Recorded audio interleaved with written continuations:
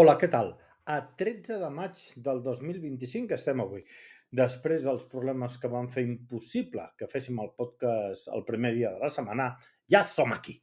Informació de servei. Continuem amb el temps inestable, és a dir, solete al matí i ruixats localment tempestuosos a la tarda. I és que és el que té el maig. Anem a les notícies.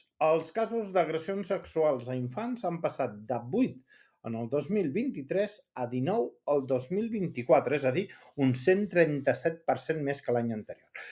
Segons el protocol d'acció immediata, el PAI, una notícia preocupant que cal alertar i fer prevenció i docència de com detectar-ne. Una nova lacra que ens penja a la societat. Més coses. Creu Roja viu aquest dimarts les eleccions més apassionants de la seva història, amb dues candidatures, la de Vicky Marrogat i la de l'Aleix Estupinyan, que aspiren a ocupar el càrrec que deixa Josep Pol, molt criticat darrerament pel seu silenci.